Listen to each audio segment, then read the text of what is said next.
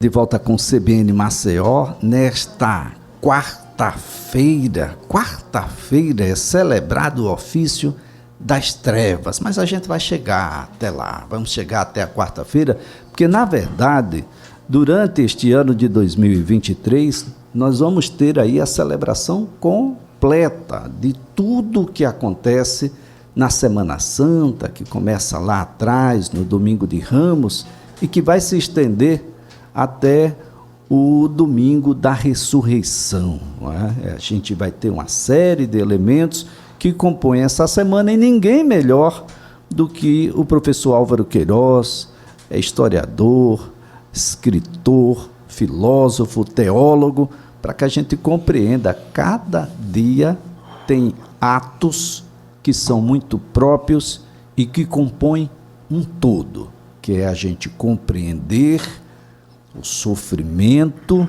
a dor pelo outro que sofreu, Jesus, e claro, a ressurreição, a esperança que se abre a partir daí para todos nós. Professor Álvaro, é sempre um prazer tê-lo aqui no CBN Maceió.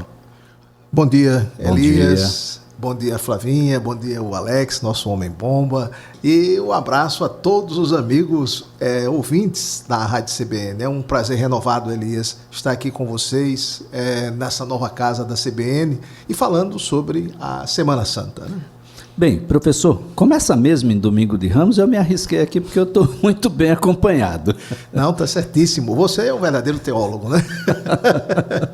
De fato, a Semana Santa se inicia no Domingo de Ramos, né? A festa do Domingo de Ramos. É uma festa mesmo, né? Porque é uma celebração onde se revive a memória da entrada triunfal, né, de Jesus na cidade santa de Jerusalém, que era a sua cidade, a sua terra, né? Jesus entra em Jerusalém, a capital religiosa e política do mundo judeu, sendo aclamado pelo povo como o Messias, o filho de Davi, né? Então, é um reconhecimento público da messianidade de Jesus. Ele entra pela porta dourada, que era a porta reservada ao Messias mesmo, né? Só o Messias podia entrar por aquela porta. Ele entra pela porta dourada e entra montado em um jumentinho, né? Um potrinho, e o povo colocava mantos para que o potrinho, o jumentinho passasse por cima, e uma enorme multidão se juntou com ramos de oliveira nas mãos, aclamando Jesus. Por isso chamado Domingo de Ramos, né? Porque o povo balançava os ramos nas mãos no domingo para aclamar Jesus como o Messias, o descendente de Davi, né? Hosana ao filho de Davi, Hosana ao filho de Davi, porque Jesus era descendente de Davi, né? Pela linhagem de José e Maria. Então ele era realmente da estirpe de Davi, era o Messias, por isso que ele é aclamado como o filho de Davi, né? Filho de Davi no sentido metafórico de que ele é um descendente de Davi, ele é da casa dinástica, né? Da casa real de Davi. Então essa aclamação é um reconhecimento público da messianidade de Jesus. É exatamente isso que se celebra no Domingo de Ramos, né? Por isso o nome Domingo de Ramos, porque é a celebração da memória dessa entrada triunfal de Jesus na cidade santa de Jerusalém, sendo aclamado pelo povo como o Messias, o filho de Davi, e o povo aclamava com ramos, balançando ramos de oliveira, né? E ramos também de palmeiras nas suas mãos. Agora, professor, a segunda e terça-feira normalmente não são muito comentadas, pelo menos do ponto de vista público, mas há celebrações, atos que a Igreja Católica tem e que compõem essa semana como um todo? Na verdade, toda a Semana Santa ela é celebrada, né? Por quê? Porque a Semana Santa ela é a memória dos últimos passos de Jesus Cristo sobre a face da terra, né? Os últimos momentos da vida de Jesus. Então, cada dia tem a sua celebração, a sua liturgia própria, né? Então, por exemplo, na segunda-feira e na terça-feira da Semana Santa, se celebra a presença de Jesus o dia inteiro altercando no templo de Jerusalém. Ou seja, Jesus, que foi a Jerusalém para celebrar a festa da Páscoa, como um bom judeu, né, que ele era, então ele era um piedoso cumpridor da Torá, da lei de Moisés. Ele foi para Jerusalém para celebrar a Páscoa judaica. Então ele passou a semana inteira lá. Não é? Segunda-feira e terça-feira, ele ficava durante o dia pregando, fazendo doutrinação no templo, ensinando no templo as pessoas que o cercavam lá. Não só os seus apóstolos, os seus 12 discípulos, mas uma multidão, né, que foi a celebração da Páscoa em Jerusalém. E, geralmente, depois do meio-dia, assim, já no comecinho da tarde, ele ia, geralmente, para a aldeia de Betânia, que fica próxima a Jerusalém, porque lá Jesus tinha 3 grandes amigos que moravam nessa aldeia, uma aldeia simples, pobre, pequena, mas Jesus tinha 3 amigos, Lázaro, Marta e Maria, 3 irmãos de sangue, né? Lázaro e as suas 2 irmãs, Marta e Maria, que acolhiam sempre Jesus e o colégio apostólico, o seu grupo de 12 apóstolos, quando ele passava por ali, pela região da Judéia. Então, ele sempre, na segunda-feira, terça-feira, né, quarta-feira, ele sempre passava o dia na cidade de Jerusalém, mas pernoitava em Betânia. Betânia era a acolhida de Jesus, né, na casa de Lázaro, Marta e Maria, onde ele geralmente jantava, dormia, ficava muito à vontade, né, lá com seus amigos, e os discípulos também ficavam com ele por lá. E na manhã seguinte ele voltava ao templo, ele ficava indo para Jerusalém, voltando para Betânia, né, indo para Jerusalém, voltava para Betânia, porque era a residência desses amigos. Era geralmente assim, isso segunda e terça-feira, né? Ele ia sempre ao templo e voltava. Agora, na quarta-feira é celebrado o ofício das trevas, professor? É isso mesmo, Elias. A quarta-feira santa é denominada, assim, muito tempo, desde a antiguidade, né? Ela é denominada de quarta-feira de trevas. Mas por que quarta-feira de trevas? Porque essa quarta-feira santa se faz a memória da traição de Judas Iscariotes. Então, essas trevas são as trevas da traição, da maldade, do pecado e da morte. Tá certo? Então, é uma treva simbólica, o símbolo da maldade, do pecado e da morte no mundo, né? Na sociedade, no ser humano. Então, por isso que os cristãos, a igreja cristã, denomina de quarta-feira de trevas. E na igreja se celebra o ofício de trevas. O ofício de trevas é um rito, um ritual litúrgico com leitura e cânticos de salmos penitenciais, geralmente, que é feita nas grandes catedrais. Aqui em Maceió, todo ano se celebra, né? O arcebispo se reúne com o cabildo metropolitano, né? Os cônegos que compõem o cabildo metropolitano da arquidiocese, para cantar o ofício de trevas. É uma série de salmos que são cantados. Agora, essa treva, como eu disse a você, é uma treva assim, simbólica, né? O símbolo do pecado, da maldade, da traição. Isso tem a ver também com uma frase simples, curta, do Evangelho de João, quarto Evangelho, que é atribuído a São João. Quando São João diz que Judas saiu do cenáculo da ceia para ir buscar os soldados para prenderem Jesus, e os apóstolos continuaram com Jesus na ceia, tal.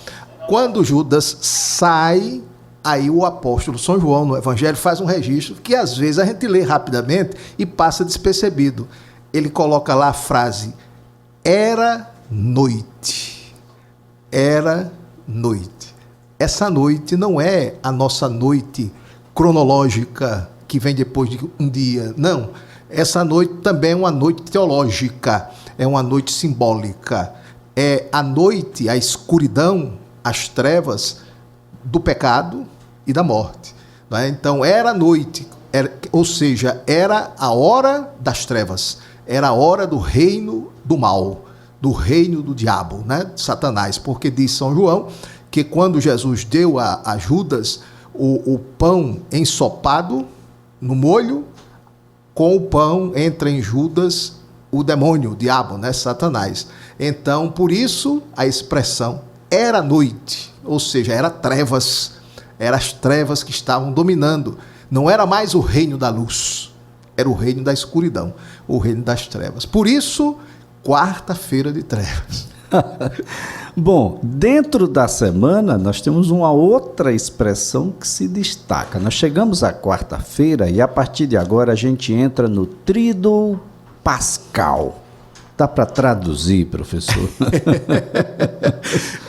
São os 3 dias, Tríduo, 3 dias, né? São os 3 dias em preparação para a Páscoa da ressurreição. A Páscoa da ressurreição é no domingo, né? Então, o Tríduo Pascal se compõe dos 3 dias que antecedem o domingo de Páscoa: quinta, sexta e sábado santos. Então, esses 3 dias, quinta-feira santa, sexta-feira santa e sábado santo, eles compõem o chamado Tríduo Pascal. Os 3 dias em preparação para o domingo da ressurreição, né? O grande domingo da Páscoa, da alegria da ressurreição de Jesus, a passagem, né? Porque Páscoa, Pechar, em hebraico, significa isso, passagem. Páscoa, passagem. É a passagem, no caso nosso, da Páscoa cristã, a passagem da morte à vida, a passagem da morte no pecado para a vida da graça, a vida divina, a vida de Deus em nós, das trevas à luz, né? O que é que acontece nesse primeiro dia do Tríduo, a quinta-feira? Quinta-feira Santa se celebra pela manhã a chamada Missa do Crisma, também chamada Missa dos Santos Olhos, né? Nessa missa, que é presidida pelo arcebispo ou pelo bispo da diocese, né? Com o seu clero, o bispo reúne em torno de si todo o clero, todos os padres da diocese, da arquidiocese. E nesta missa, todo o clero faz a renovação das promessas, dos compromissos sacerdotais ou presbiterais. Ou seja, o grande compromisso de ser pastor do povo de Deus, de cuidar do rebanho de Cristo a eles confiado, né? Então, na missa do Crisma, dos Santos Olhos, há a renovação das promessas sacerdotais. Isso é na quinta-feira pela manhã, em todas as dioceses do mundo, todas, onde tem a Igreja Católica, na quinta de manhã se celebra a missa do Crisma ou dos Santos Olhos. Esse é o dia também da Santa Ceia do Senhor? Aí a missa vespertina, chamada missa vespertina, né? Então, ao cair da tarde, a partir das 5 da tarde ou à noite, dependendo da circunstância, da cultura, do costume do povo, do lugar, etc., se celebra a missa da Ceia do Senhor com o rito do lava-pés. Né? Por quê?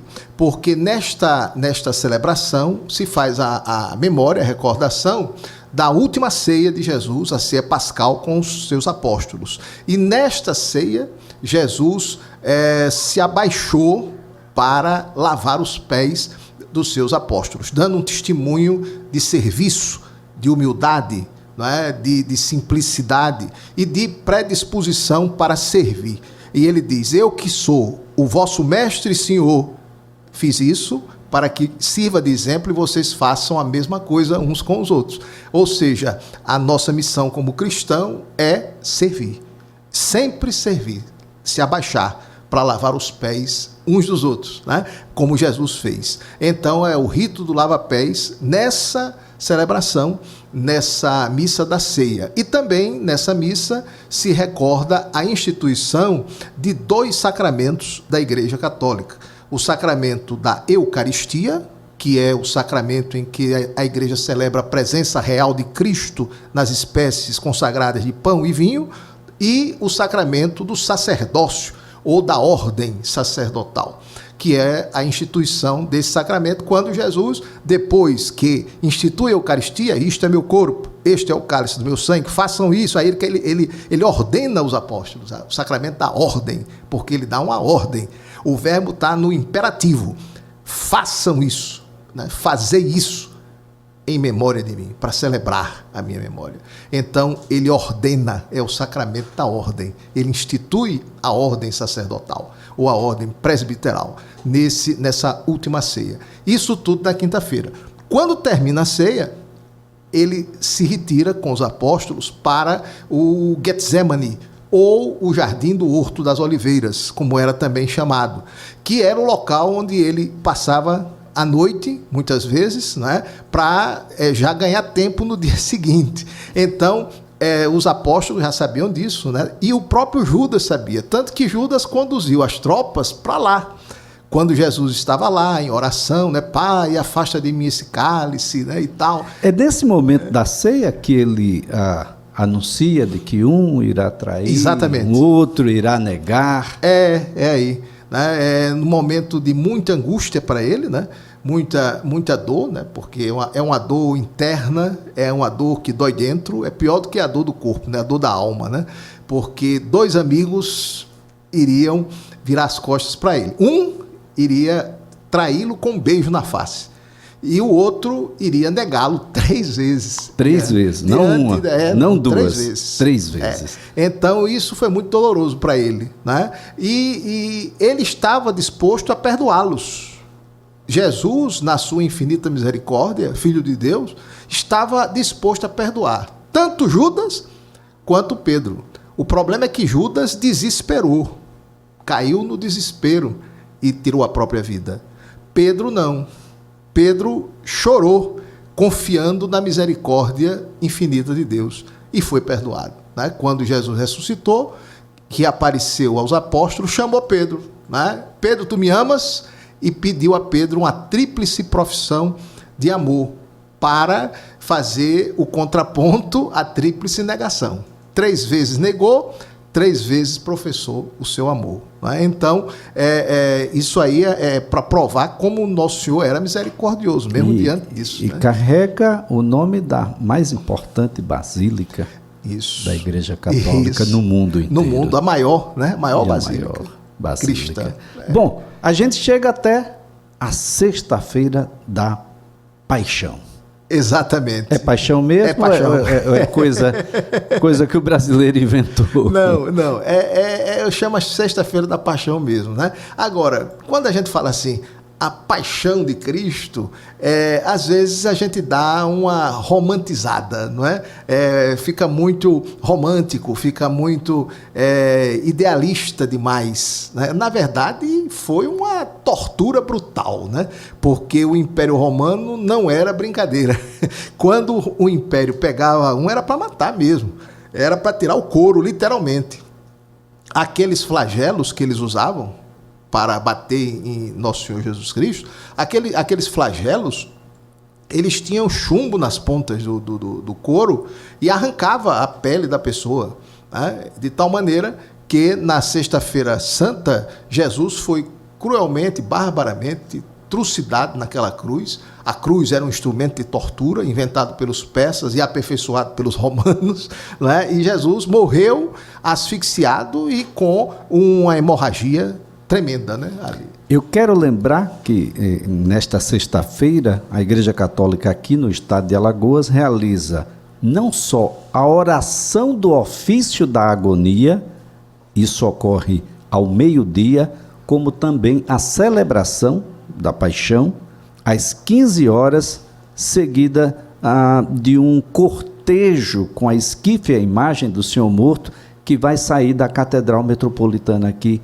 pelas ruas do centro da cidade a partir das 3 da tarde da sexta-feira. É porque é o horário da morte de Jesus. Interessante, né? Os evangelhos deixam isso claro. Jesus morreu na hora 9. A 9ª hora é 3 horas da tarde, na cultura judaica da época, né? Então, ele morreu às 3 horas. Por isso, a celebração começa às 3 horas, precisamente. No mundo inteiro isso, viu, Elias? No mundo inteiro. No mundo inteiro começa às 15 horas ou 3 horas da tarde, porque é a hora em que Jesus entregou o Espírito, exalando seu último suspiro. Bom, a gente chega ao último dia do Tríduo Pascual, o sábado do silêncio. Professor, por quê? Porque é uma espécie de luto, né? É o silêncio do luto, né, por Jesus. Então, os cristãos católicos, nós nesse sábado guardamos um profundo silêncio, esperando o raiar, o amanhecer do domingo, né, que é a grande alegria. Aí sim se dá um grito de aleluia, né, um grito de alegria. Aleluia é alegria. Então, essa celebração ocorre na virada do sábado para o domingo, né? Geralmente as celebrações começam de 8, 9, 10 horas da noite e já terminam no amanhecer, nas primeiras horas do domingo. Então, quer dizer, aqui em Maceió nós temos a chamada Vigília Pascal. Isso. É isso, a partir das 19 horas. Pronto, exatamente, isso no sábado. Vira a noite. Vira a noite. Até o domingo da Páscoa Até do o Senhor. domingo da Páscoa, que é a grande festa do aleluia, da ressurreição. Tá certo? Então, é a festa maior do cristianismo, que é a ressurreição de Jesus Cristo. Essa é a data, gente, que a gente não pode confundir, né? Tem muita gente confundindo, mas é uma data, é o resultado de toda uma semana em busca de melhorar. E aí tem um sofrimento intenso a semana inteira, que vai resultar na ressurreição, na possibilidade que a gente tem de prosseguir, melhorando, mas prosseguir, professor. É verdade. A ressurreição é a vida nova. Não é? Para nós, ela representa essa nova vida em Cristo. Quem foi batizado como nós em Cristo, renasce para uma vida nova, a vida divina, a vida da graça, a vida de Deus em nós. Então, o batizado é uma nova criatura, né? E quem foi sepultado com Cristo no batismo é uma nova criatura, renasce em Cristo. Olha, é importante destacar de que a celebração da paixão de nosso Senhor Jesus Cristo em todas as paróquias, ela acontece às 15 horas. Tá, gente? Então, lá na sexta-feira, nós temos uma ideia de um sincronismo nessa realização.